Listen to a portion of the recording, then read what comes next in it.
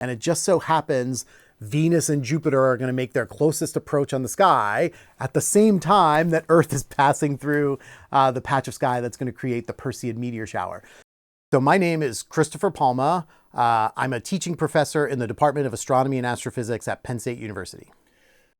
It'll look like a faint little star makes a streak across the sky. The fun thing is, it's actually a grain of sand. Like, it is not a star. It's not something big. There's a little sort of pellet of rock out in space that hits Earth's atmosphere, and it vaporizes that rock and it heats up the atmosphere, causing it to glow. And so it literally just looks like a streak of light on the sky. And so again, for a meteor shower, you might think, oh, I'm going to see 1,000 of these. And a typical meteor shower is something like 10 an hour. People get really excited when the Perseids come around because the peak of the Perseid meteor shower is something like 20 or 30 meteors an hour. If you have a bright moon in the sky, the moonlight makes it really hard to see the faint ones and you only see the brightest ones. So of those 20 or 30 an hour, you might only see 5. So that's what to expect for a meteor shower. If you go outside, you look up, you expect to see shooting stars. If you look for an hour, you might see 5, you might see 10, but you're not going to see thousands of these things in a short amount of time. So the thing about meteor showers or meteors in general is that you don't know where they're coming from. They can honestly appear to come from any direction. They do sort of centrally radiate from one point, but it could just as easily be here or here or here or there. And so you need to go to a place where you have as open of a view of the entire sky as possible.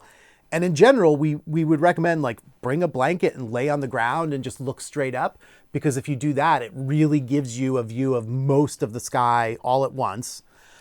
So one is you need away from lights, see most of the sky, and if you can arrange it, but less moonlight is better.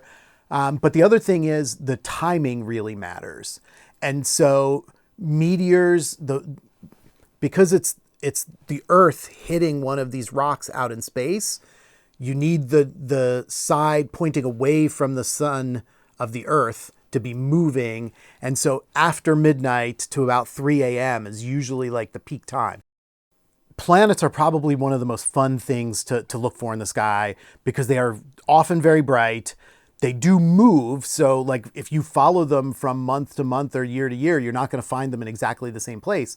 And I like to talk about, if you're looking for Venus, you're looking for Mars, you're looking for Jupiter, I want you to think about them like runners on a track, right? So Venus is moving across the sky like this.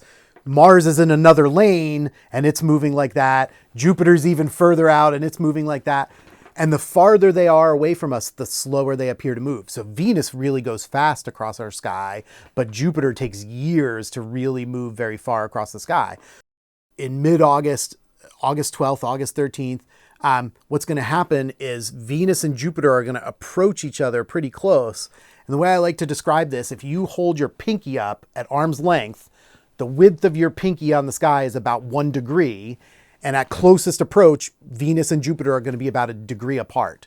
So the 2 brightest planets in our sky are going to be closer together than your pinky tip at arm's length. So it'll be a fun sight. They really shine brightly.